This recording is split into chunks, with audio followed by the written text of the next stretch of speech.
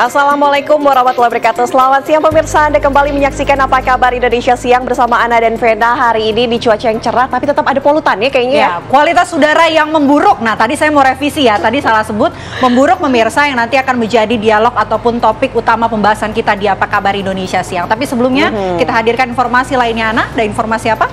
Ya, diduga terjerat hutang untuk judi online. Seorang pria di kota Semarang nekat mengakhiri hidup dengan cara gantung diri di dalam rumahnya. Dalam pemeriksaan, petugas menemukan secari kertas bertuliskan rumah akan disita jika korban tidak ada uang sebesar 15 juta rupiah.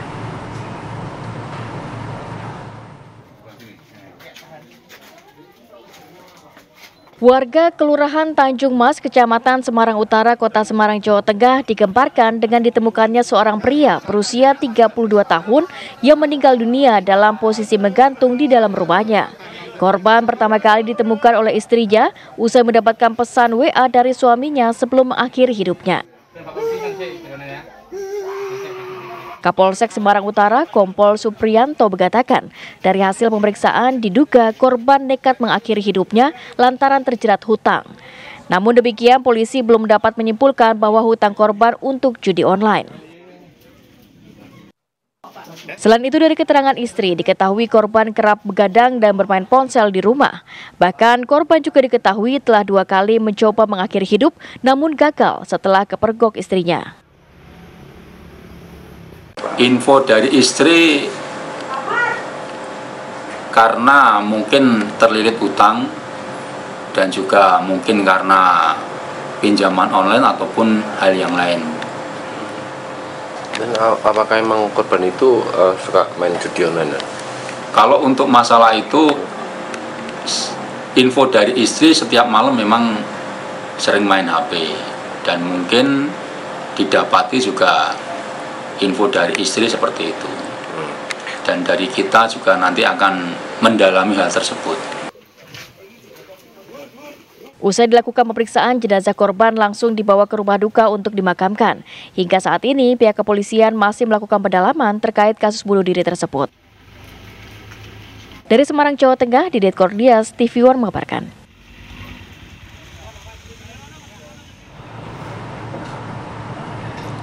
Ya, kami hadirkan informasi lainnya untuk Anda pemirsa. 5 orang pelaku pembacokan yang menewaskan seorang pelajar di Cianjur, Jawa Barat berhasil ditangkap oleh Satreskrim Polres Cianjur. Ya, kelima pelaku ini merupakan lawan dari sekolah korban yang kerap kali terlibat tawuran.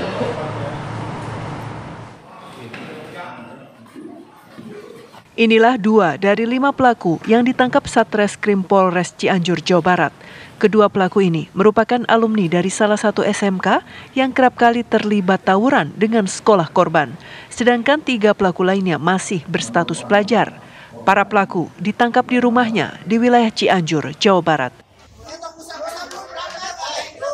Menurut petugas, para pelaku ini bukan anggota geng motor seperti yang ramai di media sosial.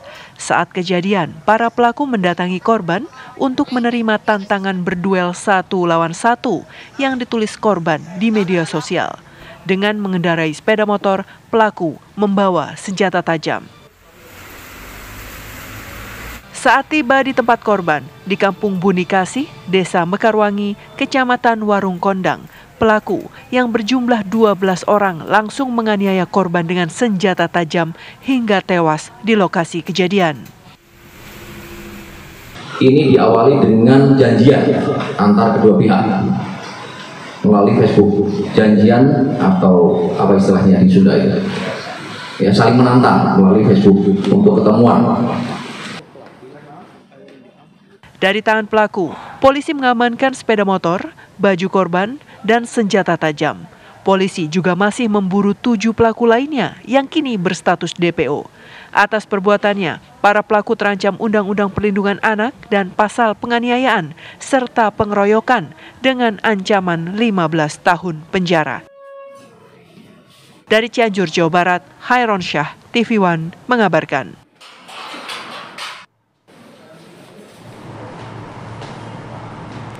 Ya, informasi lainnya untuk Anda pemirsa, ini aksi pencurian laptop dan juga handphone di rumah warga di Jalan Kebon Kosong, Kebayoran, Jakarta Pusat terekam kamera pengawas.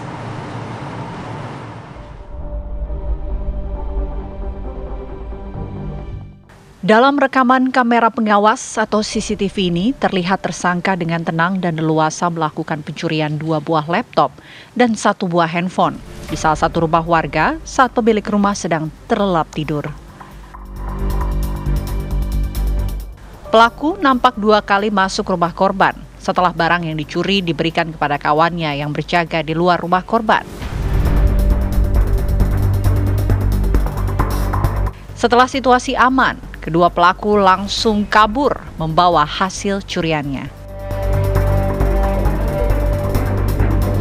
Atas rekaman CCTV tersebut, pemilik rumah bersama warga setempat langsung memburu para tersangka. 1 tersangka yang ditangkap babak belur dihakimi warga. Sekitar pukul 12 malam ada kejadian rumah warga yang hilang. Yang 2 laptop dan 1 handphone. Nominal kerugian, Bang? Nominal kerugian dari korban tadi sekitar 14 jutaan. Diketahui kedua tersangka merupakan warga sekitar yang tinggal tak jauh dari rumah korban. Dari Jakarta, Aspen Benef, TV One mengabarkan.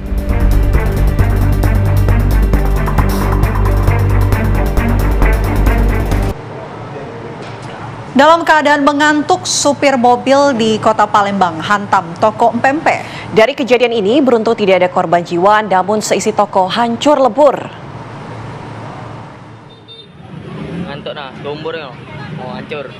Beginilah kondisi warung atau toko empempe yang ada di Jalan Sultan Mansur, Kecamatan Ilir Barat 2, Kota Palembang, Sumatera Selatan, yang hancur berantakan setelah secara tiba-tiba ditabrak 1 unit mobil Kijang warna merah.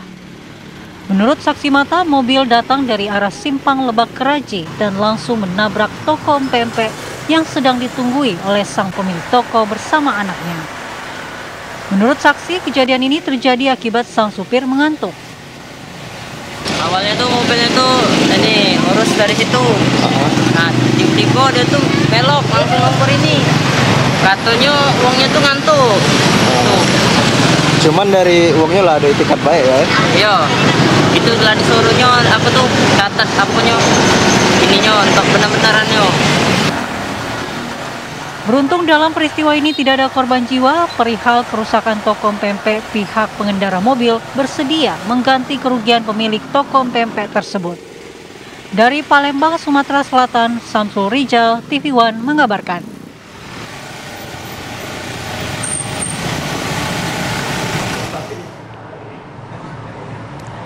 Informasi lainnya pemirsa, siang ini Rudi Irawan, ayah kandung dari Peggy Setiawan, akan menjalani pemeriksaan di Polda Jawa Barat. Pemeriksaan terkait identitas ganda yang dimiliki oleh ayah Peggy. Polda Jawa Barat hari ini kembali memanggil ayah kandung Peggy Setiawan, Rudi Irawan, untuk diperiksa. Pemeriksaan terhadap ayah Peggy buntut dari kepemilikan kartu tanda penduduk ganda yang dipegang oleh Rudi Irawan. Pemeriksaan akan dilakukan pada pukul 13 waktu Indonesia Barat di gedung Ditreskrimum Polda Jawa Barat. Hal ini dikonfirmasi langsung oleh kuasa hukum Rudi, Reoli Panggabean.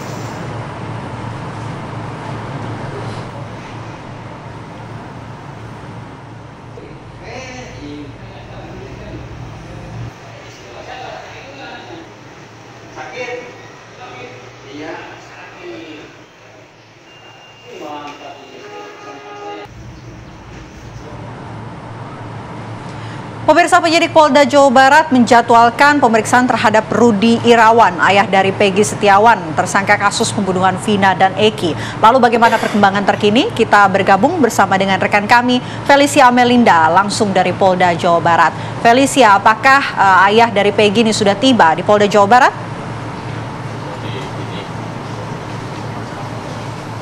Ya, selamat siang Ana, Vena, dan juga pemirsa. Benar sekali bahwa hari ini Polda Jawa Barat telah menjadwalkan pemeriksaan terhadap ayah Peggy Setiawan, yakni Rudi Irawan.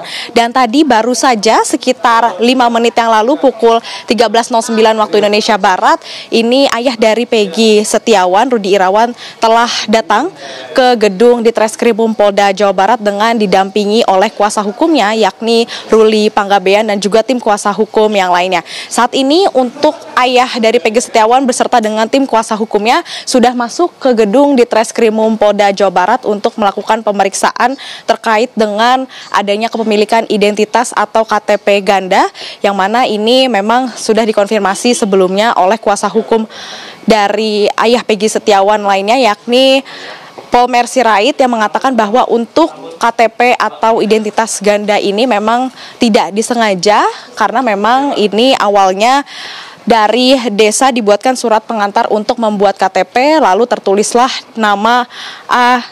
Saprudi. Dan juga pemirsa, saat ini kami masih terus menunggu hasil dari pemeriksaan yang dilakukan oleh penyidik di Treskrimum Polda Jawa Barat terhadap ayah dari Peggy Setiawan mengenai identitas ganda ini, karena memang baru saja tadi hadir ayah dari Peggy Setiawan, Rudi Irawan ini bersama dengan tim kuasa hukumnya.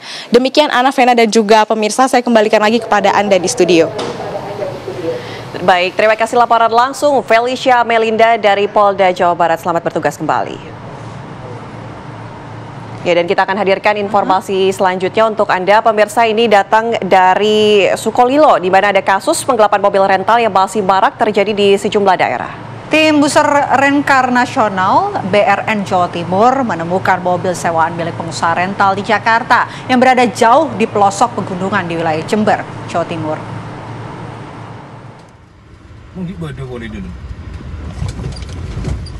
Lo kan dihalang-halangi, kayak ada yang main ini.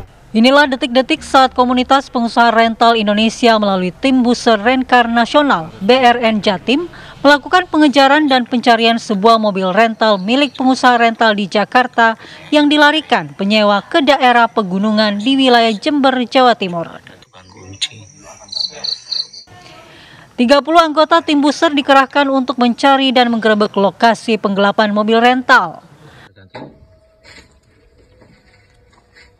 Mobil sewaan milik pengusaha rental di Jakarta ini disembunyikan di daerah pegunungan yang lokasinya terpencil dan tidak ada sinyal sehingga sulit dilacak oleh sistem GPS.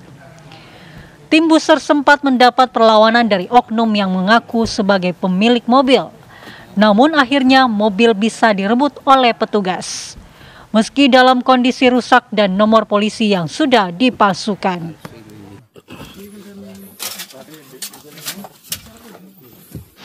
Ya, kami dari BRN Jawa Timur mendapat laporan dari anggota kami yang dari Jakarta bahwasanya ada kendaraannya yang disalahgunakan. Yang pertama dari laporan monitoring bahwa GPS-nya telah terputus, sehingga pemilik kendaraan langsung berkoordinasi dengan Porda ataupun koordinator daerah Buser Rencar Nasional di Jawa Timur. Dari situ Porda menghubungi Korwil dan anggota-anggota kami di Jawa Timur langsung gerak. Selanjutnya mobil diserahkan ke pemilik rental dan apakah kasus penggelapan tersebut akan dilanjutkan ke proses hukum atau tidak. Registernya udah dihapus, ganti yang... Dari Sidoarjo, Jawa Timur, Humaydi, TV One mengabarkan. Terus bawahnya itu ditajukan ke bawah, ditandingin, makanya nih betul, ini semua rangkaian semua ini. Oh iya, pusatnya.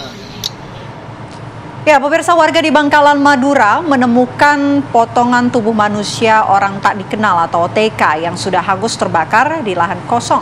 Petugas kepolisian mengevakuasi korban dari TKP yang jauh dari permukiman warga.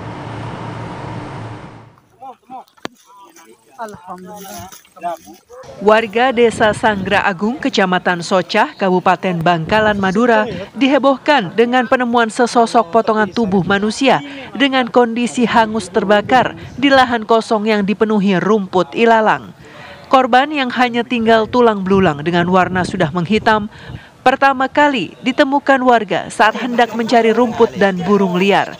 Awalnya, warga mengira potongan tulang belulang tersebut adalah burung atau hewan yang terbakar. Namun merasa curiga, warga kemudian melaporkan kejadian tersebut ke aparat kepolisian Bangkalan. Di lokasi, petugas kemudian langsung memberi garis polisi guna melakukan olah tempat kejadian perkara. Sebelum akhirnya, petugas mengevakuasi seluruh tulang belulang ke dalam kantong jenazah. Kasat Reskrim Polres Bangkalan AKP Heru Cahyo Seputro menegaskan bahwa tulang belulang tersebut merupakan potongan tubuh manusia yang terbakar tanpa diketahui jenis kelamin maupun identitas mayat. Sementara, lokasi kejadian tersebut terbilang cukup jauh, sekitar 3 km dari permukiman warga. Mengumpul di satu lokasi, cuma dalam keadaan terbakar, antara kaki, potongan tubuh, lalu kepala sudah hangus, ditemukan rahang. Dan itu jauh dari permukiman warga begitu? Jauh. Jasad orang tidak dikenal dievakuasi petugas ke Rumah Sakit Bangkalan guna dilakukan tindakan otopsi. Dari Bangkalan, Madura, Dimas Farik, Abdul Rahim, TV One mengabarkan. Pemirsa, kami harus jeda terlebih dahulu. Saya jeda, kami kembali dengan informasi lainnya untuk Anda. Masih bersama Ana dan Vena sesaat lagi. Anda kembali menyaksikan Apa Kabar Indonesia Siang. Pemirsa, seorang pemuda ini berbuat onar dan juga menyerang warga dengan sebilah sabit di Gunung Kidul, Yogyakarta. Ya, dan akibatnya pelaku babak belur dihajar oleh massa.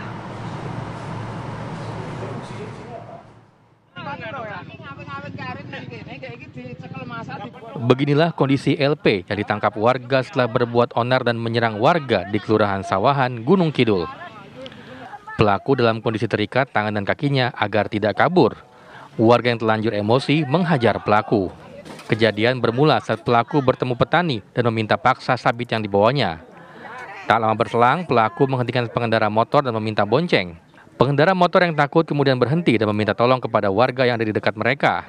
Warga kemudian berusaha menangkap pelaku yang kabur, namun pelaku justru menyerang warga dengan sabit. Amarah warga meledak hingga menangkap dan menghajar pelaku. Sabit yang diayunkan oleh pelaku ini mengenai kendaraan dan sesaat kemudian diamankan oleh warga. Dan, kita berdatangan ke TKP untuk diamankan dan sekarang sudah ada di Polsek Bojong. Selain mengamankan pelaku, polisi menyita pisau kecil dan sebilah sabit sebagai barang bukti.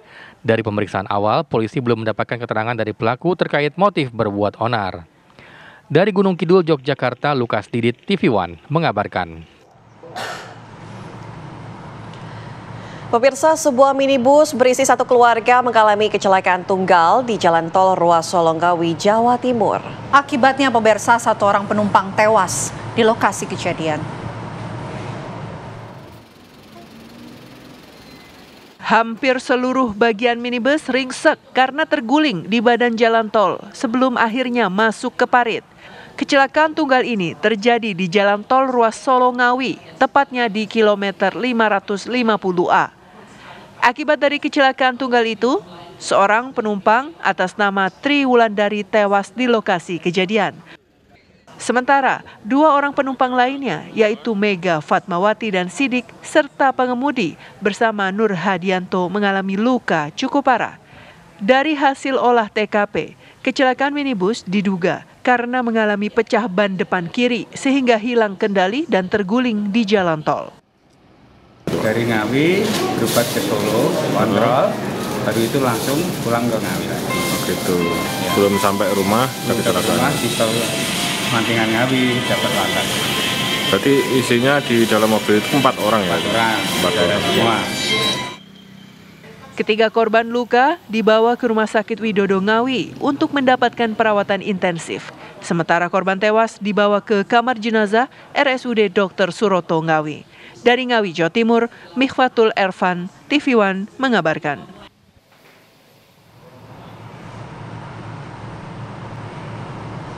Ya, pemirsa, sistem imigrasi di Bandara Soekarno-Hatta, Tangerang, Banten mengalami down sejak kemarin. Dan akibatnya pemeriksaan dilakukan secara manual yang mengakibatkan antrian panjang penumpang.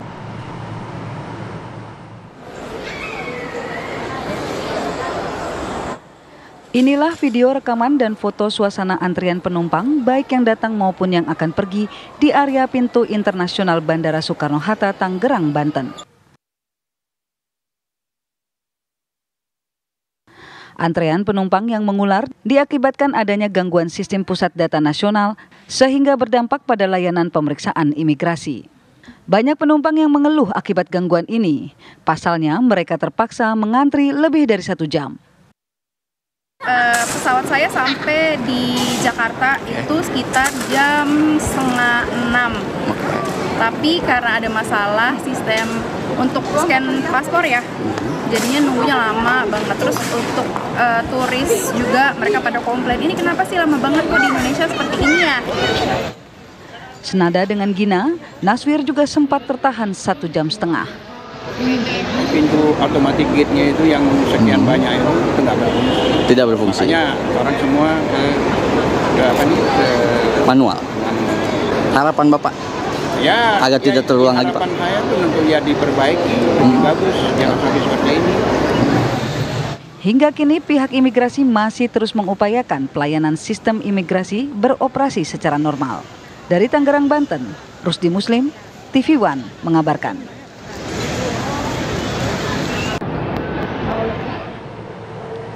Pemirsa, sistem imigrasi di Bandara Soekarno-Hatta ini mengalami gangguan atau down hingga mengakibatkan antrian yang mengular. Untuk mengetahui situasi terkini, pemirsa, sudah bergabung bersama kami Rusdi Muslim di Bandara Soekarno-Hatta, Tangerang, Banten.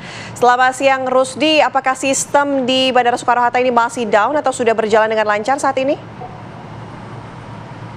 Baik, selamat siang, Ana, Vena, serta pemirsa. Dapat saya kabarkan dari Terminal 3 Bandara Soekarno-Hatta, di mana memang hingga saat ini server pusat data nasional masih belum bisa beroperasi kembali. Hal ini membuat pihak imigrasi berdampak sehingga melakukan beberapa skema membantu penanganan pelayanan secara manual. Di mana di dalam skema pelayanan ini pihak imigrasi menempatkan kurang lebih ada 90 petugas, di mana yang terbagi di dalam dua terminal. Mereka melakukan penguatan pelayanan di bagian area kedatangan, di mana area kedatangan internasional ini pada siang ini sudah mulai terjadi peningkatan jumlah pesawat yang tiba dari luar negeri. Dapat saya kabarkan memang diperkirakan hari ini kurang lebih ada sekitar 140.000 penumpang, baik yang pergi maupun datang melalui Bandara Soekarno-Hatta, baik itu domestik maupun internasional. Ya, memang Ana dapat dikabarkan hingga kemarin dan saat ini server milik Pusat Data Nasional masih bermasalah sehingga berdampak pada pelayanan imigrasi di Bandara Soekarno-Hatta. Di mana di dalam pelayanan ini migrasi yang seharusnya dapat memanfaatkan autogate yang secara otomatis dapat melayani para penumpang, ini harus dilakukan secara manual. Di mana imigrasi menempatkan kurang lebih ada sekitar 45 counter yang terbagi di dalam dua terminal. Di Terminal 3 tempat saya mengabarkan ada sekitar 30 counter yang di dalamnya kurang lebih ada 60 tugas. Dan counter ini kebanyakan di area kedatangan itu sekitar ada kurang lebih 16 counter, yang di dalam 16 counter ini ada 2 petugas yang melayani. Mereka melakukan pemeriksaan dokumen secara manual dan jika memang penumpang yang datang itu dapat dikategorikan tidak bermasalah, maka mereka akan mendapatkan stempel dari pihak imigrasi. Namun begitu, pengelola bandara juga membantu dengan melakukan announcer atau pemberitahuan kepada penumpang yang akan berangkat, di mana mereka menghimbau supaya penumpang yang akan berangkat untuk tiba 3 atau 4 jam sebelumnya. Dampak dari bermasalahnya server imigrasi ini yang dimana membuat para penumpang antri menjadi lebih lemana, di mana antrian terlihat di counter kedatangan yang dimana memang counter ini hanya dilakukan pelayanan secara manual. Hal ini berimbas antrian penumpang yang dari luar negeri. Namun untuk penumpang yang berangkat hingga saat ini belum terlihat adanya antrian. Demikian, Ana.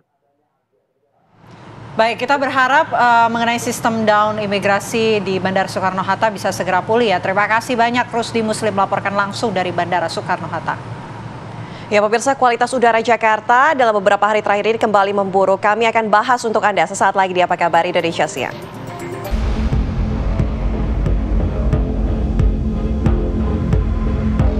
Kualitas udara Jakarta dalam beberapa hari terakhir ini kembali memburuk.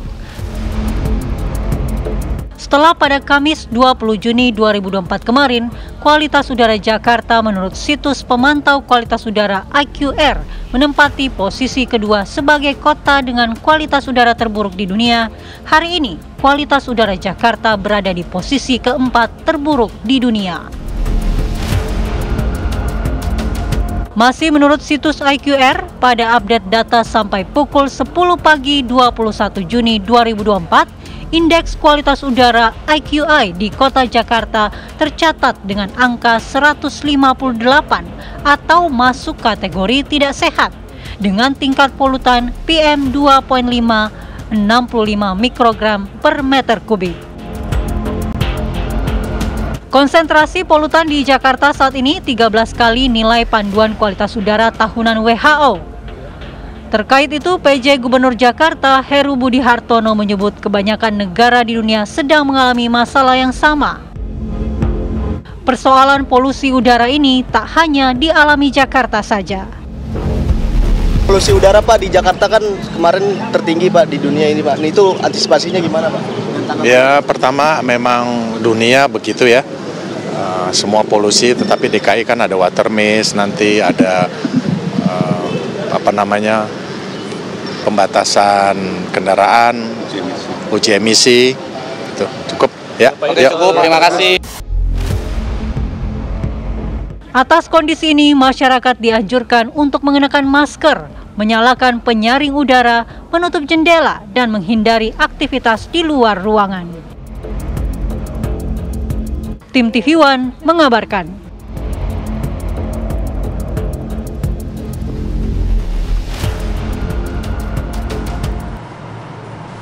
Ya, miris ya kalau kita lihat kualitas udara di Jakarta ini kelihatan seperti mendung, padahal nggak mendung, tapi ternyata kualitas udara yang buruk, polusi udara yang buruk. Dan untuk membahas bagaimana kondisi kualitas udara yang buruk di Jakarta, pemirsa, di beberapa hari terakhir ini, kami ajak Anda untuk membahasnya bersama dengan narasumber, yakni Dirjen Penegakan Hukum Kementerian Lingkungan Hidup dan Kehutanan, yang masih kami tunggu melalui sambungan virtual, tapi yang sudah hadir di studio TCI Kuningan. Ini ada Pak Nirwono Yoga, selaku pengamat tata kota. Selamat siang, Selamat siang semua. Sehat Pak? Sehat, harus sehat ya. Kondisi udaranya boleh nggak sehat, tapi kita harus sehat. Pak Nirwono, saya mau minta tanggapan Anda terlebih dahulu dengan kondisi kualitas udara yang buruk di Jakarta. Ini dari sisi pengamat tata kota melihatnya seperti apa? Jadi sebenarnya kita masih dalam tahap menuju ke ekstrim ya. Kalau kita bandingkan tahun 2023, nanti perkiraannya itu antara Juli sampai dengan Agustus, pada saat puncak musim kemarau yang panjang, kan berarti tidak ada hujan dan sebagainya, bisa dipastikan polusi udara kita akan lebih buruk dari yang sekarang. Jadi catatannya itu yang mungkin harus diingat. Artinya apa? Artinya warga Jakarta juga harus bersiap ya. Karena apa? Dengan kualitas udara yang terburuk tadi, dengan peringkat yang pasti akan tertinggi ya, maka kualitas kita harus kualitas udara kita yang buruk tadi, warga harus beraktivitas secara hati-hati di ruang terbuka. Tidak direkomendasikan, terutama pada waktu mulai dari jam 9 misalnya sampai dengan jam 4 sore, itu justru kita berada di luar. Karena itu justru puncak-puncaknya kualitas udara itu buruk. Kalaupun umpamanya mau berolahraga misalnya, kan mau sehat gitu ya, itu justru dianjurkan di bawah jam 8 pagi atau nanti sore di atas jam 4, jam 5, saat kualitas udara cukup menurun, cukup membaik ya, artinya polusinya cukup menurun. Tapi kalau di antar jam itu, kalau kita mau makan siang ataupun juga beraktivitas di ruang terbuka, justru direkomendasikan tidak berada di ruang terbuka. Kalaupun terpaksa, wajib pakai masker. Ya. Jadi ini masih baru panasan ini Mbak. Artinya kita punya PR, bisa dipastikan Juli Agustus itu di atas 200-an ya. Kualitas udara buruk kita. Pak Yoga, kita akan menuju ke Pak Dirjen, sudah bergabung bersama kami, Pak Rasio Ridosani, ini Dirjen Penegakan Hukum KLHK. Selamat siang Pak Rasio. Selamat siang. Oke, Pak Rasio, tentunya KLHK memiliki data ya. Memiliki data polutan yang terjadi khususnya di wilayah Jakarta, Bogor, Depok, daerah-daerah penyangga. Nah, kalau kita lihat Pak, data dari KLHK sendiri, sebenarnya apa penyebab masalah yang tidak usai begini? Apakah memang betul emisi kendaraan ini juga memperburuk keadaan? Ya, saya ingin sampaikan bahwa memang kita saat ini menghadapi tantangan di dalam pengendalian ya, emisi itu yang punya kontribusi berkaitan dengan kualitas udara, khususnya di Jabodetabek. Ya, ada beberapa sumber emisi yang menjadi perhatian kita semua yang harus kita kurangin, yaitu adalah emisi dari kendaraan bermotor, kemudian juga emisi dari industri-industri, serta juga yang tidak kalah penting, banyak kegiatan-kegiatan pembakaran sampah secara terbuka, dan juga kegiatan-kegiatan konstruksi yang harus dikelola dengan baik. Namun pada saat ini, saat musim kemarau, ya tentu kualitas udara juga akan semakin memburuk. Jadi faktor cuaca juga sangat mempengaruhi, di samping ketiga faktor yang saya sampaikan tadi. Oke. Kalau dari KLHK ini melakukan pengukuran untuk kualitas udara, ini standarnya sebetulnya seperti apa? Ya, KLHK tentu kita mempunyai standar pengukuran udara kan berdasarkan ISPU ya. Ya, ininya kita ISPU ini ada beberapa parameter yang menjadi perhatian kita di dalam pengukuran udara. Ya, itu ada parameter PM particulate matters ya, PM 10, PM 2,5. Kemudian juga ada juga NOx atau NO ya, NO2, kemudian hidrokarbon, ozon, dan juga SOx serta CO. Jadi ada beberapa parameter menjadi perhatian kita. Namun saat ini yang sering disampaikan di ruang publik ini kan berkaitan dengan PM 2,5. Memang PM 2,5 ini memang pada kondisi-kondisi kemarau ini meningkat. Karena tadi menurut kami adalah faktor-faktor cuaca juga mempengaruhi di samping faktor-faktor yang saya sebutkan tadi. Ada 3 faktor penting. Pertama adalah emisi kendaraan bermotor.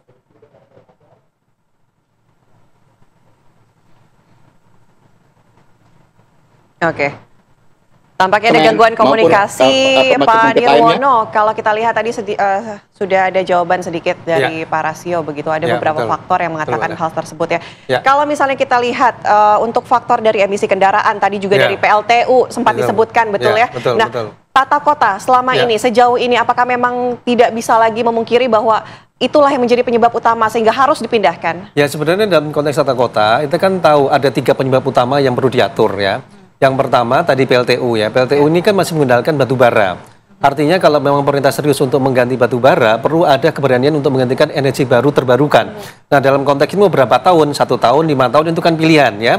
Dan rata-rata dari perhitungan dari Kementerian Keuangan untuk beralih atau bertransformasi satu PLTU itu menghabiskan dana sekitar 1,1 triliun. Ini perlu ketegasan dari pemerintah ya. Satu itu. Kedua tadi industri. Jabodetabek ada 110 industri yang masuk menjadi kategori baik itu yang ramah lingkungan maupun yang tidak ramah lingkungan. Nah, untuk yang tidak ramah lingkungan, ini kan harus ada ketegasan. Apakah perusahaan itu mau beralih ke industri yang ramah lingkungan atau dalam konteks ini dipaksa keluar dari wilayah Jabodetabek kalau kita bicara soal tata ruang gitu kan. Dan yang ketiga yaitu sumbangsi terbesar tentu ada di sektor kendaraan pribadi, terutama motor ya. Karena dari 3 jutaan jumlah kendaraan yang masuk wilayah Jakarta, itu sekitar 2,8-nya itu ada di sektor kendaraan sepeda motor. Nah, uji emisi itu kan bagian dari proses ini sebenarnya. Tetapi yang tadi saya katakan, PLTU, terus kemudian industri, itu juga berperan penting. Tentu selain kalau kendaraan tidak hanya uji emisi sebenarnya, yaitu pengembangan transportasi publik kan sebenarnya karena bagaimana juga kota yang ideal, warga itu beralih menggunakan transportasi publik dalam beraktivitas. Kuncinya ada di situ. Nah, ini sebenarnya kita tunggu dalam proses ini. Pemerintah punya target berapa tahun? 1 tahun, 2 tahun, 3 tahun, itu kan pilihan sebenarnya. Seberapa parahkah polusi udara tadi dianggap penting oleh pemerintah? Kunci situ Mbak Vena. Mas, tapi saya mau menarik ya pernyataan yang disampaikan oleh Dirjen KLHK tadi sebelumnya menjawab pertanyaan mengenai standar pengukuran dari kualitas udara. Nah, standar pengukuran yang ideal sebetulnya yang mungkin bisa menjadi patokan dalam sehari-hari ataupun masyarakat maupun pemerintah untuk menetapkan bahwa kualitas udara yang baik, yang ideal seperti ini yang digunakan oleh pemerintah sejauh ini ini memang secara teks ada 2 perbedaan ya. Kalau masyarakat secara umum kan menggunakan air quality index ya. Sementara kalau di KLHK menggunakan indeks kualitas udara yang secara teknis mereka juga punya aturan tersendiri. Nah, persoalannya adalah bagaimana membuat link match-nya ya. Jadi antara air quality index tadi dengan indeks kualitas udara yang dimiliki oleh KLHK harusnya kan sama ya, sehingga informasi yang didapat oleh pemerintah maupun oleh masyarakat itu juga sama. Nah, dalam konteks ini ternyata tidak. Misal kita bicara pada saat tadi kita bicara kualitas udara kita 160 misalnya, itu tidak sehat. Di dalam IQ ya, indeks kualitas udara belum tentu itu masuk dalam kategori sehat ya. Nanti kita akan baca titiknya di mana, misalnya di titik GBK misalnya di daerah Jakarta Selatan atau di Jakarta Pusat atau di Jakarta Barat atau Jakarta Timur. Kalau dari pantauan di lingkungan kemarin ya, pantauan Kota Jakarta, puncak ataupun sumber polusi udara itu berasal dari timur ya. Jadi ada pabrik, kemudian ada pembakaran di timur karena ada udara atau angin yang mengalir ke arah Jakarta, maka faktor cuaca tadi dan angin mengakibatkan kualitas udara menjadi buruk. Tapi tadi faktornya timur ya. Nanti kalau anginnya dari barat beda lagi nih Mbak. Pasti faktornya juga akan tergantung ya. Betul. Baik. Saya akan ajak Anda kembali berbincang dengan Pak Rasio. Pak Rasio, selamat siang. Selamat siang Mbak. Oke, Pak Rasio, ini menanggapi yang tadi sempat terputus. Pak Rasio, kalau dari KLHK sendiri untuk proses mitigasi atau mungkin pengendalian dari KLHK sendiri. Seperti apa Pak sejauh ini? Ya, kalau kita bicara terkait dengan pengendalian pencemaran udara, kan kita harus identifikasi dulu sumber-sumber pencemarnya atau emisinya. Ya, kami mempunyai sistem, sekarang kami monitoring. Karena kami punya station, ada 15 station untuk memantau kualitas udara di Jabodetabek ini. Kemudian dari station-station ini kami identifikasi sumber-sumber apa saja yang punya kontribusi terkait dengan penurunan kualitas udara ini. Nah, dari situ, tentu kami akan lakukan langkah-langkah penanganan. Pertama adalah kami sampaikan setelah kami melakukan identifikasi sumber-sumber yang ada. Tadi saya jelaskan kan ada paling tidak ada 3 sumber utama berkaitan dengan kualitas udara Jakarta, ya. Baik itu dari kendaraan bermotor, emisinya dari pabrik ataupun kegiatan usaha maupun dari kegiatan-kegiatan pembakaran secara terbuka oleh masyarakat dan juga kegiatan-kegiatan konstruksi, ya, terutama untuk parameter PM2,5. Kami di samping melakukan identifikasi sumber-sumber, tentu kami juga akan melakukan pengawasan-pengawasan dan kami tentu juga akan melakukan penindakan-penindakan apabila ditemukan pelanggaran-pelanggaran terkait dengan izin usaha atau kegiatan mereka. Langkah-langkah ini sudah kami lakukan, ya. Sudah banyak kegiatan-kegiatan yang kami lakukan penghentian kalau kami temukan adanya pelanggaran dan juga kami proses penegakan hukum lebih lanjut. Ini langkah-langkah ini kita lakukan. Di samping itu juga tentu kami sampaikan memang ada satu kecenderungan yang menarik berkaitan dengan kualitas udara di Jabodetabek ini. Ya, ini kan meningkat untuk parameter tertentu itu di udaranya adalah pada musim-musim kemarau. Ada juga kita perlu juga pendekatan dengan teknologi, ya. Misal tadi sekarang banyak dicobakan oleh dan dilakukan oleh Pemda DKI, ya, mereka menggunakan water mist dan sebagainya, termasuk juga kemungkinan bisa diterapkan modifikasi cuaca. Tapi juga kita perlu dorong juga upaya-upaya untuk dilakukannya untuk penanaman pohon, ya, membuka lahan-lahan terbuka, lahan hijau lebih banyak lagi, karena kita tahu pohon nggak punya fungsi untuk menurunkan polutan-polutan pencemar ini. Jadi langkah-langkah integrasi ini harus kita lakukan, ya, termasuk berkaitan dengan pengendalian emisi di kendaraan. Tentu uji emisi harus kita lakukan dan juga kita harus perketat standar-standar terkait dengan emisi gas buang dari kendaraan bermotor. Saya tadi sepakat dengan Mas Nirwono Yoga, ya, berkaitan dengan bagaimana kita juga harus mengendalikan, ya, industri-industri yang berada di sekitar wilayah Jabodetabek ini.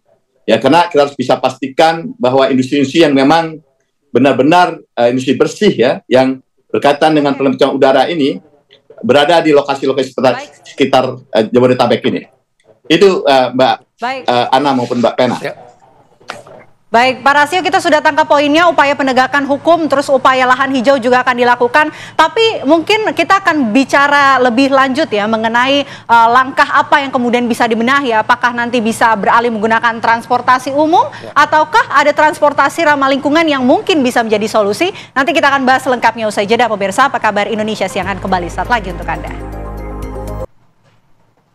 Anda kembali di Apa Kabar Indonesia Siang, pemirsa. Kami akan ajak Anda untuk memantau bagaimana kondisi udara di Ibu Kota Jakarta siang ini. Sudah ada rekan kami Atika Dewi yang akan melaporkannya secara langsung. Tika, silakan laporan Anda. Ya, Ana, Vena, dan juga pemirsa, benar sekali memang akhir-akhir ini kita semua merasakan dan juga dapat merasakan bahwa kota Jakarta sedang dilanda polusi udara yang cukup parah. Yang mana per siang hari ini saja kota Jakarta ini kualitas udaranya masuk ke dalam kategori tidak sehat. Menurut data dari situs pengukuran kualitas udara AQR siang hari ini, kualitas udara Jakarta berada di indeks nilai 159, yang mana dari angka tersebut bahkan menjatuhkan kota Jakarta sebagai kota dengan polusi udara tertinggi nomor 3 di dunia. Kita ketahui bersama pun kota Jakarta ini memang selalu dipadati dengan sejumlah aktivitas masyarakat, di mana jumlah mobilitas pengendara di Jakarta pun ini cukup tinggi, menjadi salah satu pemicu polusi udara di Jakarta tak kunjung usai. Tentunya ini menjadi kekhawatiran kita bersama, Ana, Vena, dan juga pemirsa. Dan untuk mengetahui lebih lanjut seperti apa tanggapan dan juga dampak yang dirasakan langsung oleh masyarakat, sudah bersama saya dua narasumber siang hari ini.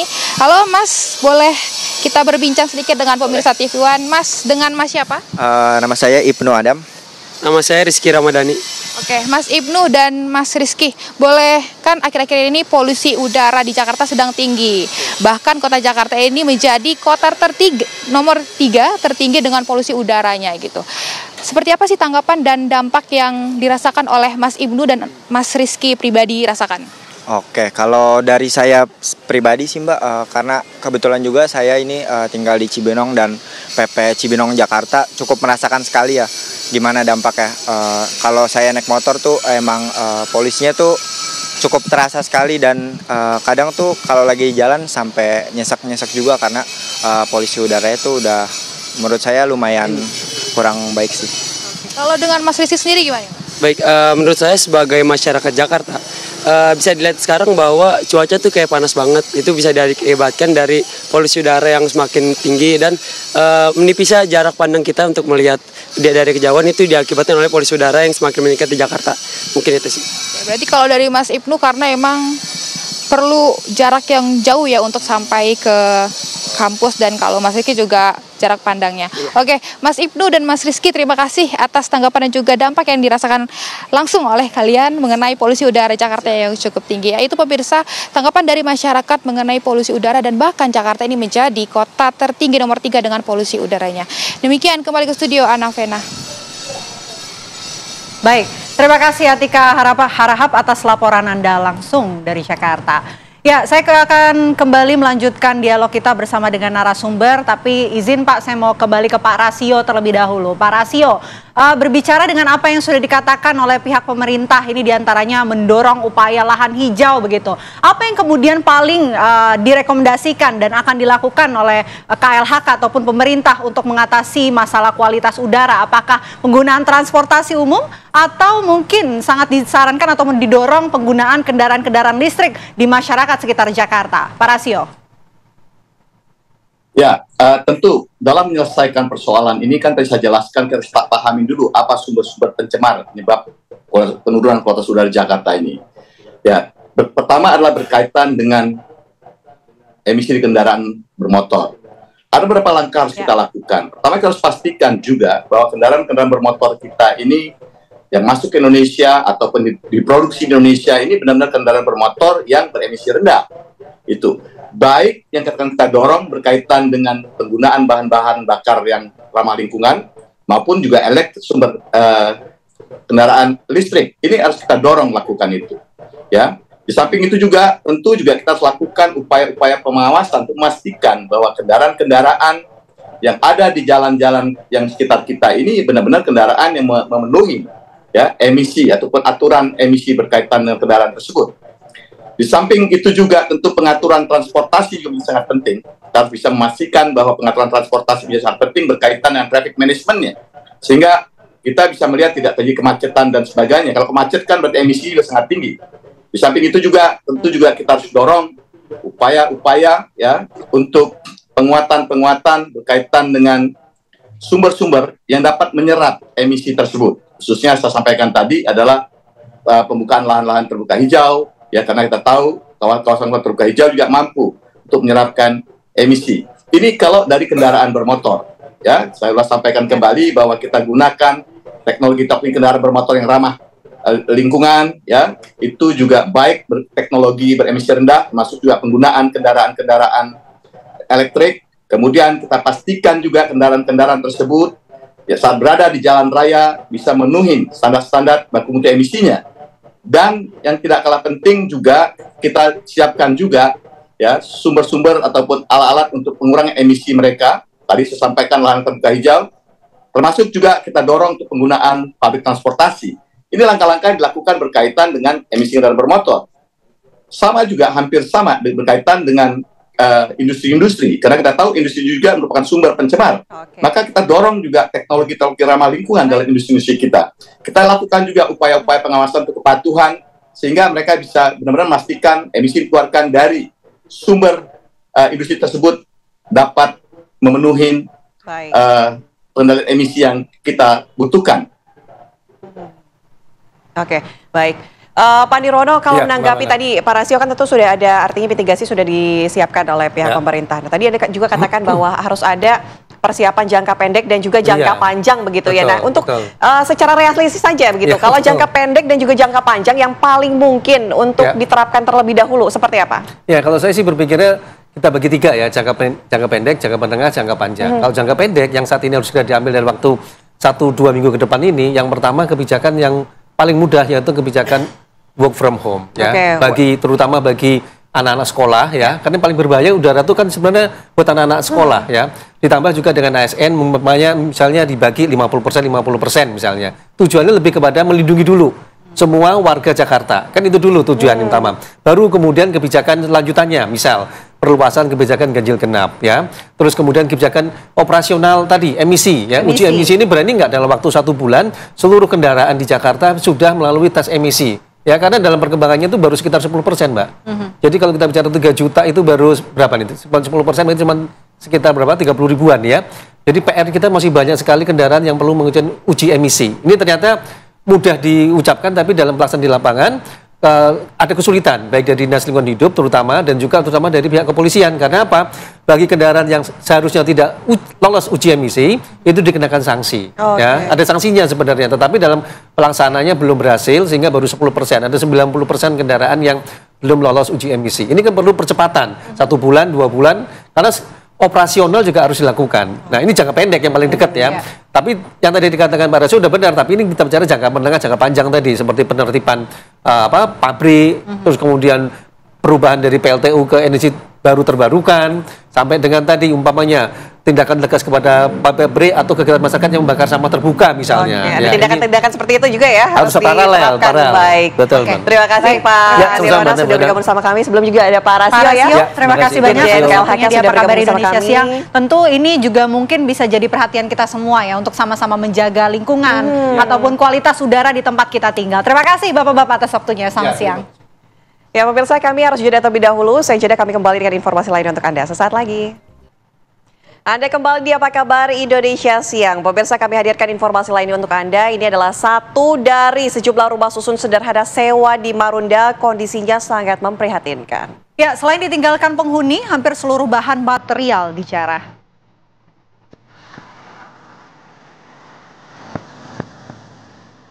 Beginilah kondisi rumah susun sederhana sewa Rusunawa Marunda Klaster C di Cilincing, Jakarta Utara. Bangunan yang semula kokoh, rapi, dan bersih berubah menjadi seperti bangunan tua yang terlupakan.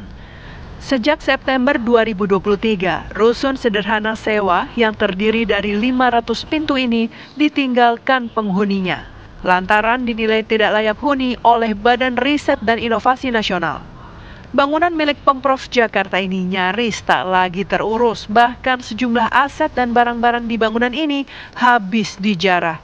Unit tak terurus ini nyaris tak lagi berbentuk layaknya unit rumah susun.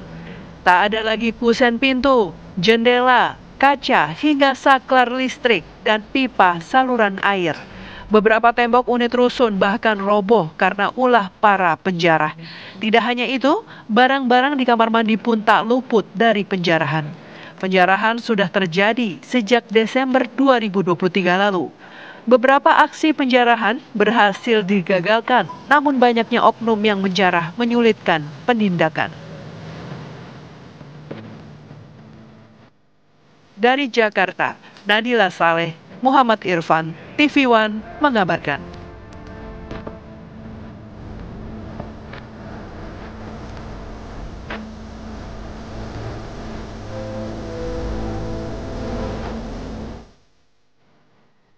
Kami ajak Anda pemirsa untuk melihat langsung kondisi terkini Rusun Marunda yang terbengkalai. Sudah ada rekan kami di sana, Kristanti Yosefa yang akan melaporkannya untuk Anda. Tanti, silakan.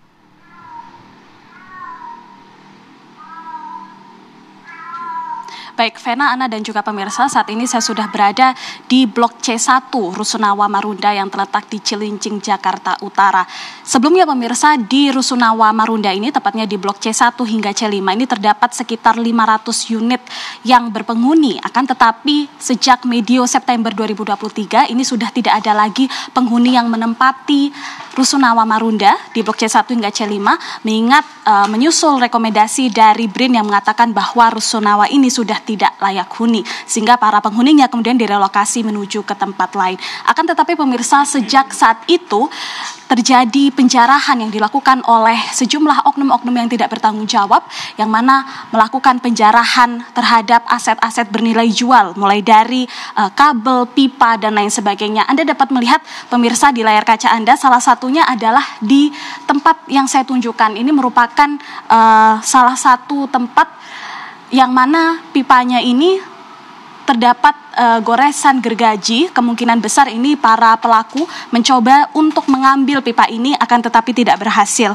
Di bawahnya pemirsa, Anda dapat melihat bagaimana di tempat ini adalah sebelumnya juga menjadi tempat saluran pipa yang kemungkinan juga diambil oleh para pelaku.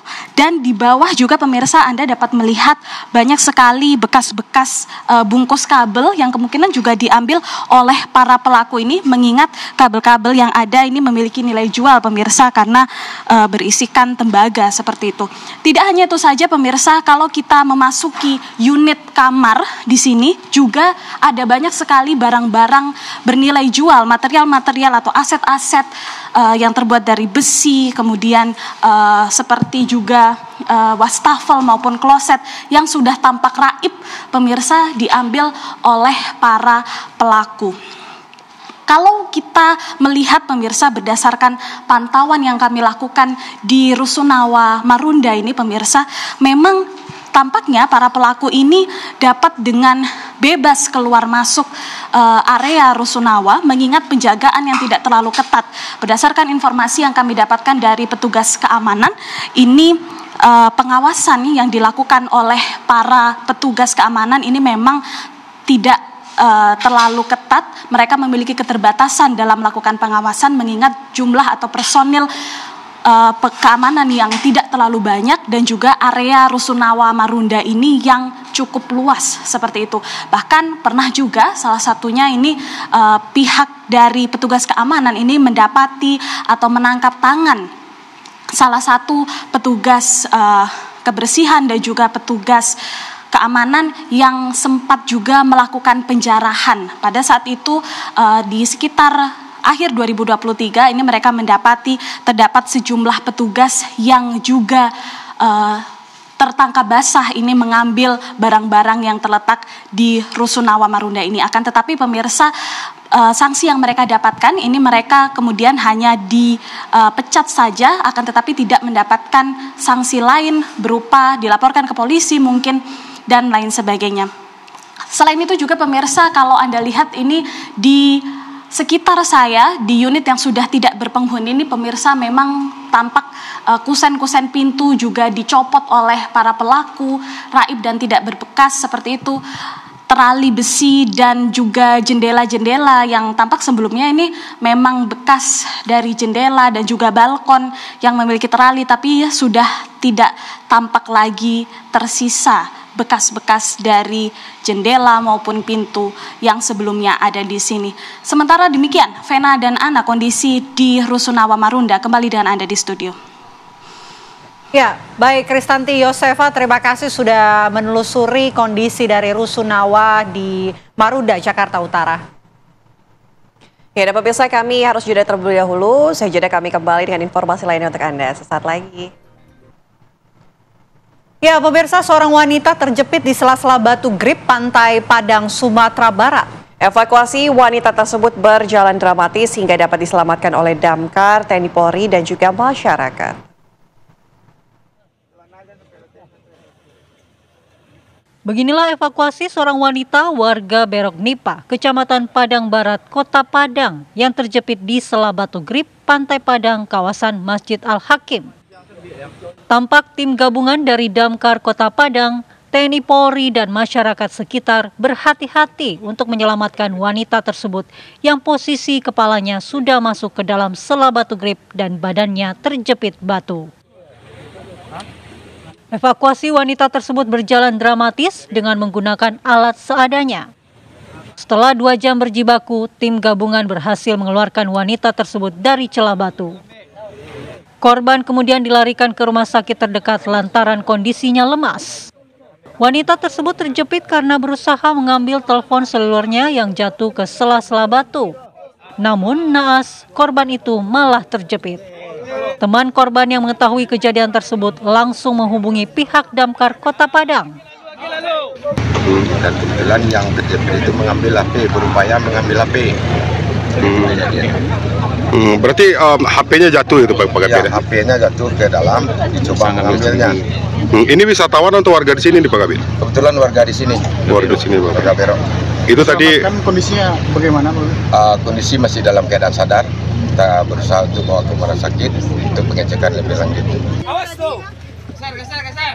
Sementara itu, telepon seluler korban yang jatuh ke sela-sela batu grep Pantai Padang berhasil diselamatkan oleh warga setelah korban dilarikan ke rumah sakit. Dari Padang, Sumatera Barat, Wahyudi Agus, TV One mengabarkan.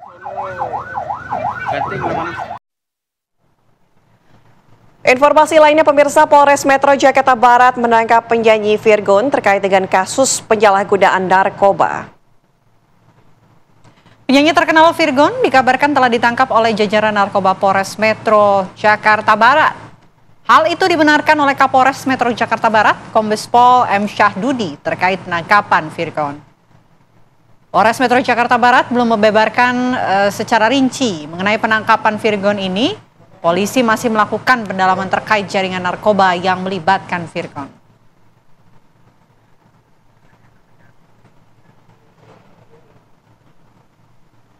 Satu hari yang lalu telah mengamankan 2 orang yang diduga melakukan tindak pidana penyalahgunaan narkotika. Yang pertama seorang pria inisial VTP, pekerjaan musisi, dan yang kedua adalah seorang perempuan atas nama PA. Barang bukti yang kami dapatkan adalah narkotika jenis sabu. Untuk beratnya itu ada 1 pit kecil narkotika jenis sabu dan alat hisap. Sementara 2 orang tersebut sampai sekarang masih kami lakukan pendalaman dan pemeriksaan terkait dari mana barang bukti tersebut didapatkan.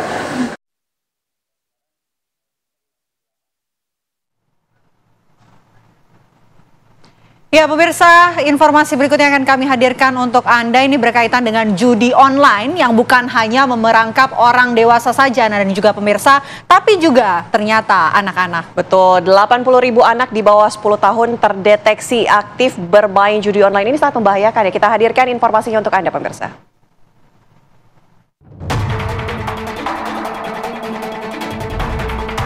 Judi online bisa diakses siapa saja, baik lewat situs maupun aplikasi tertentu.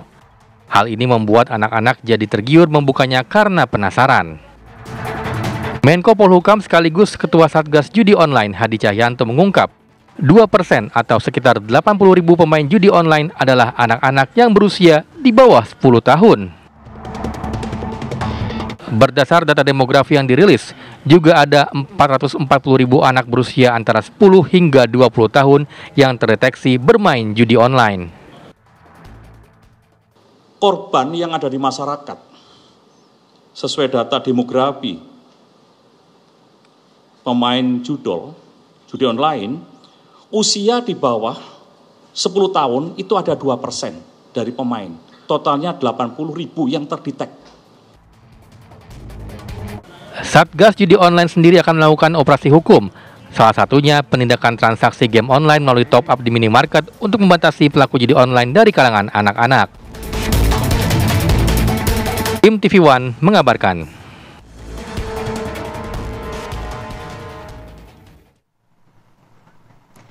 Ya, tentu ini harus menjadi perhatian orang tua untuk terus mengawasi anak-anaknya ya, agar tidak main judi online apalagi kecanduan judi online. Mungkin dari tempat tongkrongan juga bisa diawasi ya. Ya pemirsa, usai jeda Apa Kabar Indonesia Siang masih akan kembali dengan menghadirkan informasi menarik lainnya untuk Anda sesaat lagi. Ada kembali di Apa Kabar Indonesia Siang, Vena dan juga pemirsa. Kalau kita lihat sebelumnya memang ada informasi bahwa rumah akuntan ini memproduksi uang palsu 22 miliar rupiah. Kita akan tindak lanjuti bagaimana kasusnya bergulir di Polda Metro Jaya melakukan rilis saat ini. Kita menuju ke sana pemirsa. Kemudian yang kami hormati Direktur Departemen Pengelolaan Uang Bank Indonesia, Bapak Agus Santoso Pratomo, Yang kami hormati Badan Koordinasi Pemberantasan Uang Palsu Potasupal BIN, Kombes Pol Mulyono, Kepala Divisi Cetak Uang Peruri Bapak Fadel, dan yang kami hormati Asisten Vice Presiden Bank BCA Bapak Raditya, serta tidak lupa Ibu Kasubit Penmas Polda Metro Jaya Kompol Niketut, rekan-rekan tim penyidik dari Subdit Ranmor Polda Metro Jaya, rekan-rekan media yang berkesempatan hadir. Izinkanlah pada kesempatan yang baik ini kami akan merilis tentang pengungkapan kasus pemalsuan mata uang yang berhasil diungkap oleh Subdit Ranmor Polda Metro Jaya. Selanjutnya kami sampaikan bahwa waktu pengungkapan yaitu terjadi pada tanggal 16 Juni 2024 yang kemudian dituangkan ke dalam laporan polisi. Adapun waktu kejadian ataupun waktu di mana uang palsu itu pun dicetak, yaitu mulai bulan April sampai dengan tanggal 16 Juni, di mana kegiatan tersebut berhasil diungkap oleh Subdit Ranmor Polda Metro Jaya. Dari pengungkapan tersebut, Subdit Ranmor Polda Metro Jaya berhasil mengamankan sebanyak 4 orang tersangka. Dari keempat tersangka tersebut,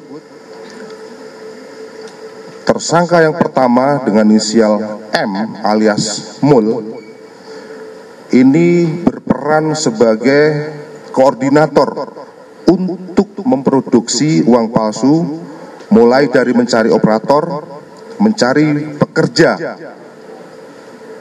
kemudian mencari dana untuk kepentingan biaya operasional, dan mencari pembeli. Kemudian tersangka yang kedua dengan inisial FF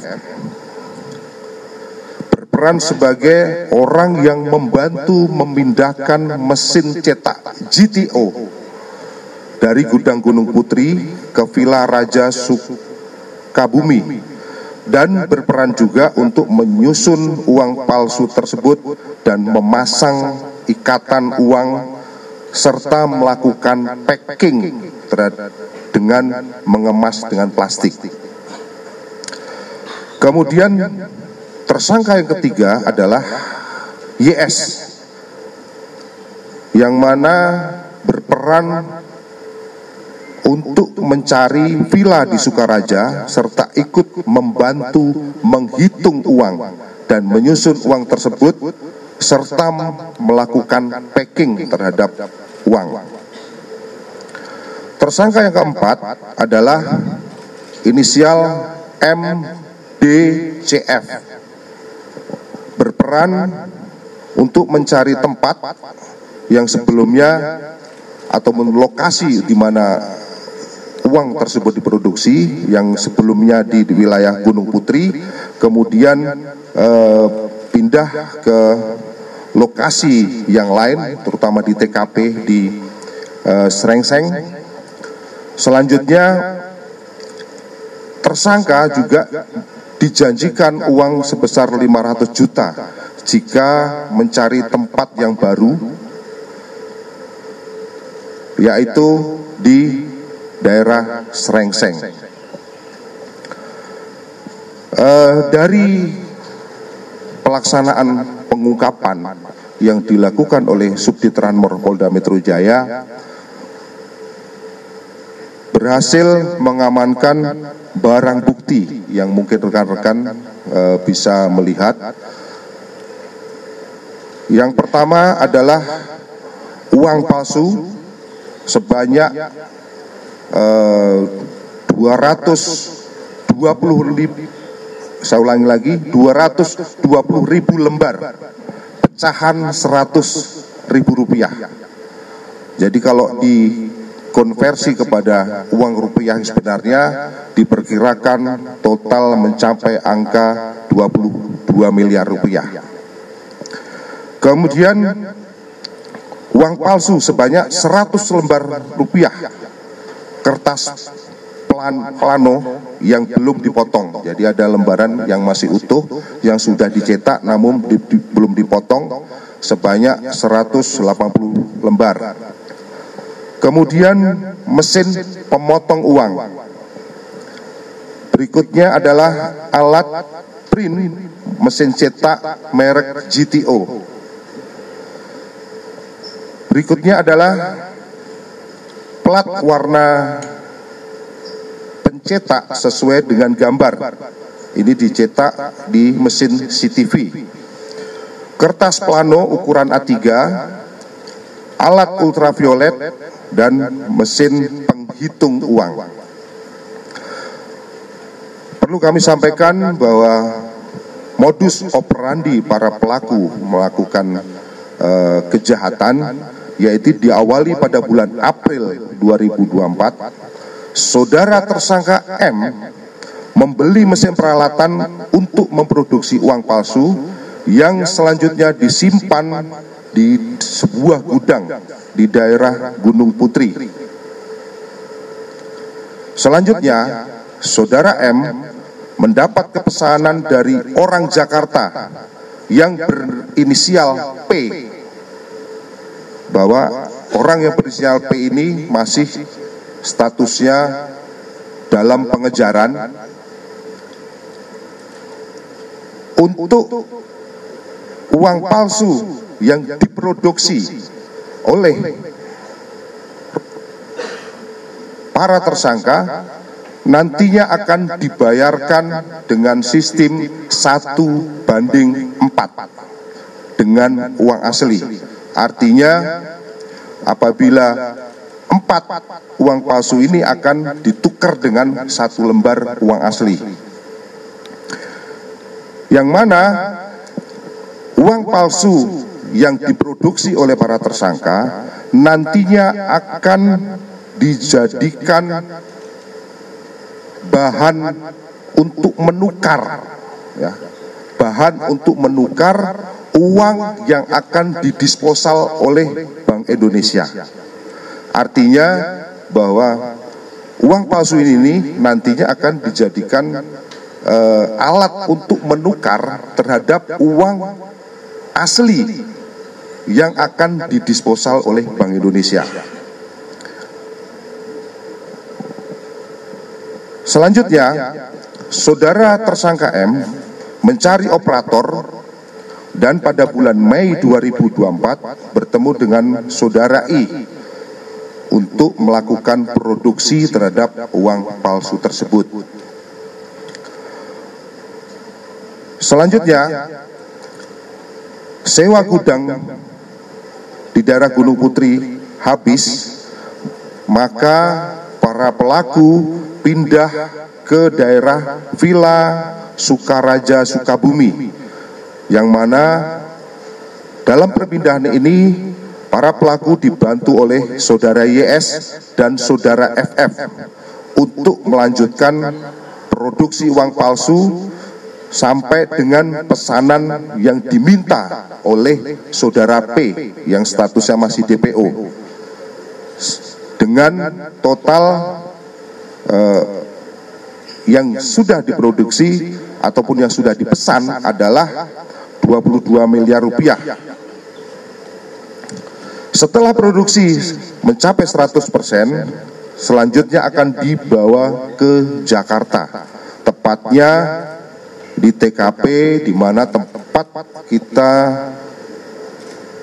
tim penyidik Subdit Ranmor Polda Metro Jaya melakukan penggerebekan di sebuah rumah di Srengseng Raya nomor 3 RT 0308 Kelurahan Srengseng, Kecamatan Kembangan, Jakarta Barat, yang dalam hal ini dibantu oleh saudara tersangka MDCF untuk dijadikan sebagai tempat untuk memotong uang dan melakukan pengepakan ataupun pengemasan dengan menggunakan plastik. Setelah selesai, rencananya uang tersebut akan ditransaksikan dengan saudara P, yang mana saudara P ini masih DPO. Setelah Hari Raya Idul Adha, dengan estimasi akan diberikan uang sebesar 5,5 miliar. Artinya bahwa uang palsu senilai 22 miliar ini nantinya akan ditukar ataupun dihargai oleh saudara P dengan uang asli senilai 5,5 miliar.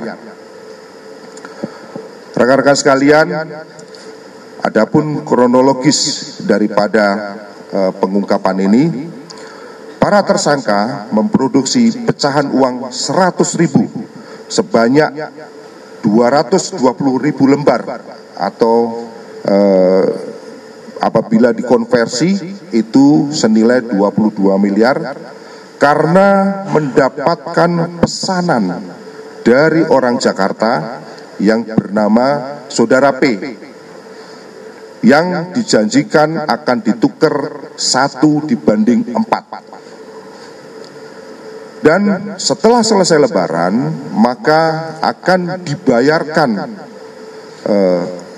uang palsu tersebut dengan uang asli ditukar dengan uang senilai 5,5 miliar.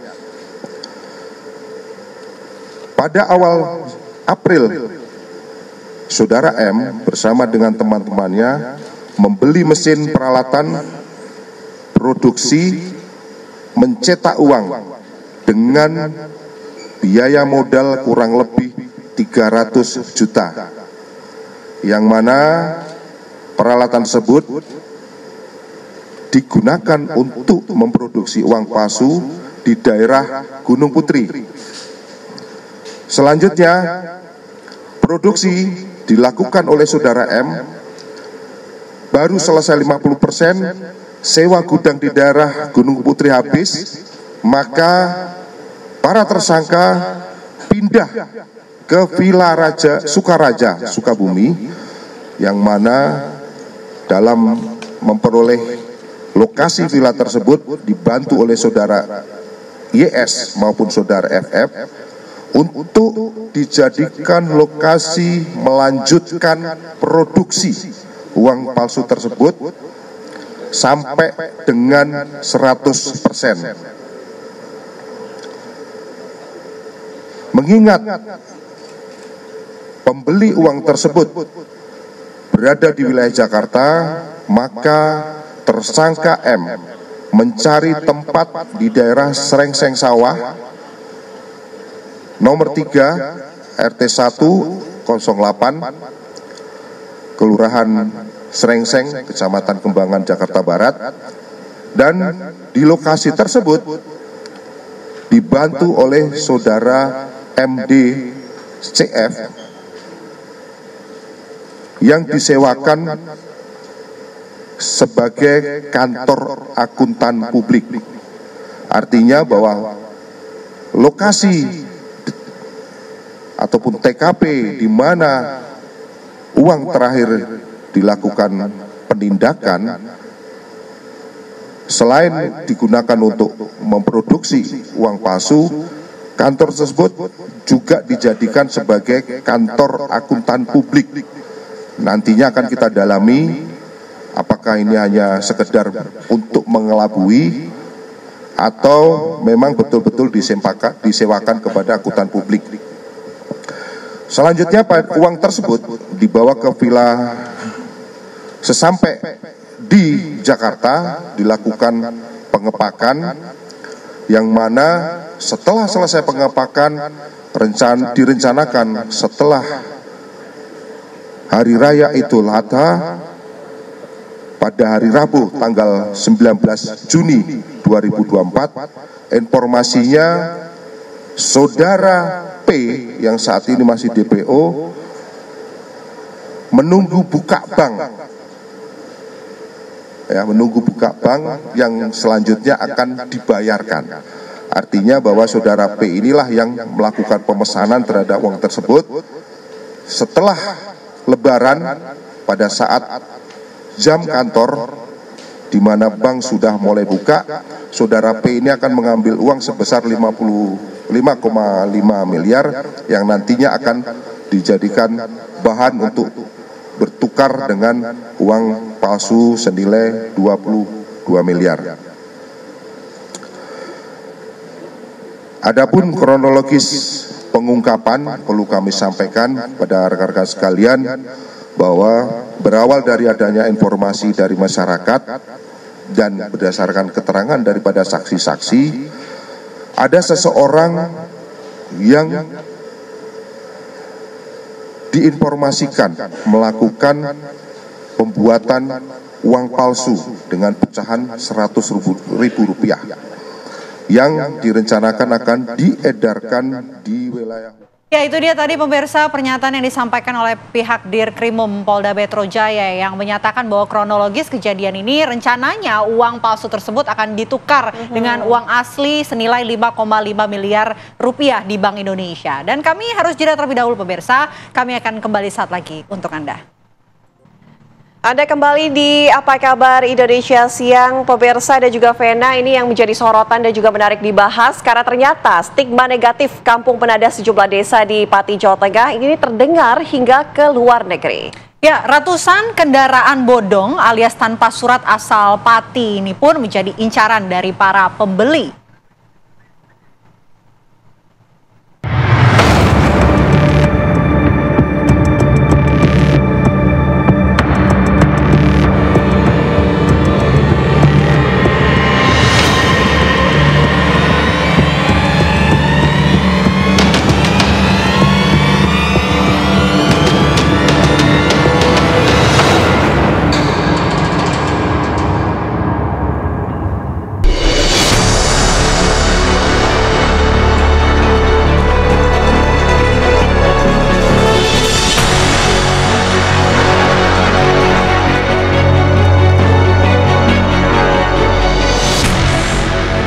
Polresta Pati telah menangkap 4 tersangka kasus pencurian motor yang akan dikirim ke Timor Leste. Kasus ini terungkap setelah polisi menggerebek sebuah gudang di Desa Situluhur, Kecamatan Gembong, Kabupaten Pati pada awal Desember tahun 2023 silam.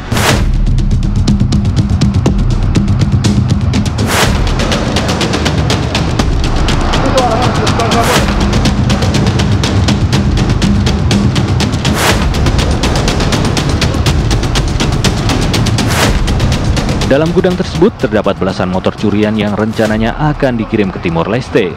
Untuk mekanisme pengiriman dan sebagainya itu masih kita dalami dan kita juga akan mempelajari dari pengungkapan sebelumnya di mana juga ada pengungkapan tentang pengiriman kendaraan dari Indonesia ke Timor Leste tersebut.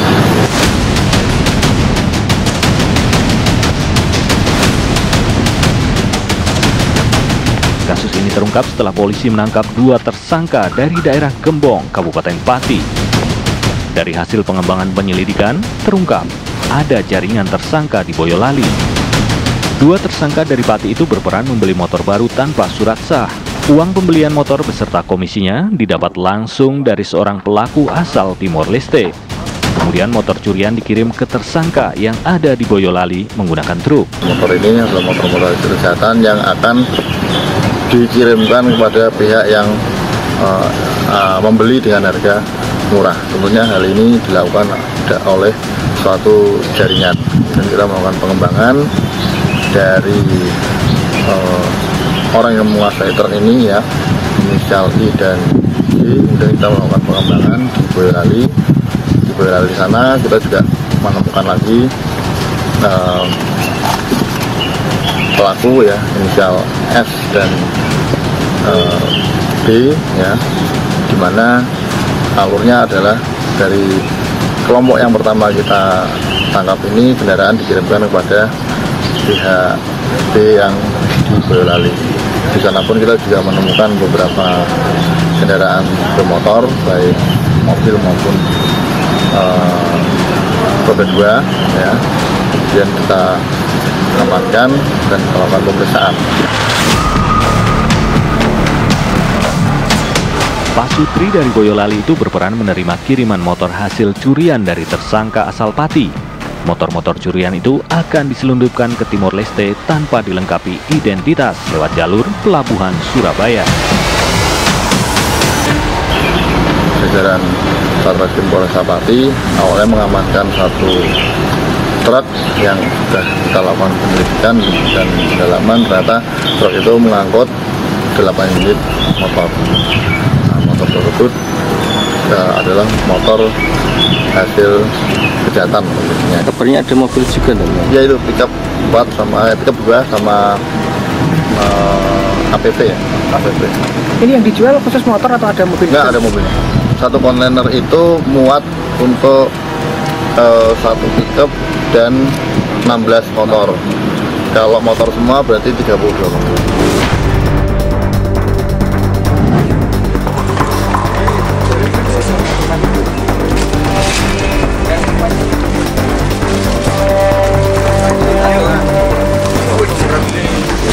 Dari gudang di Desa Siti Luhur, Kecamatan Gembong, Pati, polisi mengamankan 8 motor dan 1 mobil. Sedangkan dari Pak Sutri asal Boyolali, polisi mengamankan 10 motor dan 2 mobil.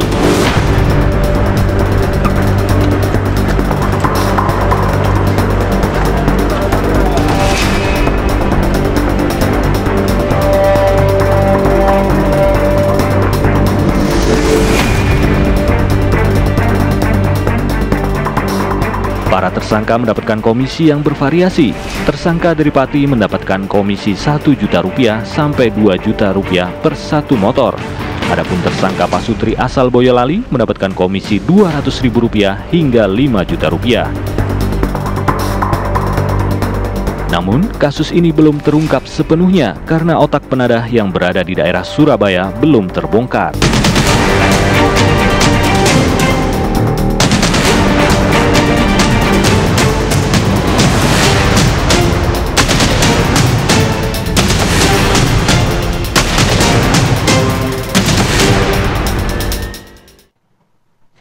Ya, informasi lain yang akan kami hadirkan untuk Anda ini adalah perkembangan dari kasus pembunuhan Vina dan Eki, di mana Rudi Irawan, ayah kandung dari Peggy Setiawan yang merupakan tersangka pembunuhan Vina dan Eki, ini memenuhi panggilan dari Polda Jawa Barat pada Jumat siang. Pemeriksaan terkait dengan identitas ganda yang dimiliki oleh ayah Peggy. Polda Jawa Barat hari ini pemirsa kembali memanggil ayah kandung Peggy Setiawan yaitu Rudi Irawan untuk diperiksa. Pemeriksaan terhadap ayah Peggy terkait dengan kepemilikan kartu tanda penduduk ganda yang dipegang oleh Rudi Irawan. Ayah Peggy datang didampingi kuasa hukumnya Reoli Panggabean di gedung Ditreskrimum Polda Jawa Barat. Ya, oke. Bang Ari standby live, Bang.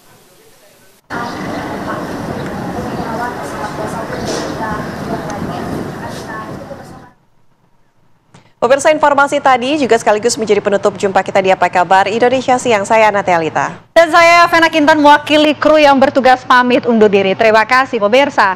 Sampai jumpa.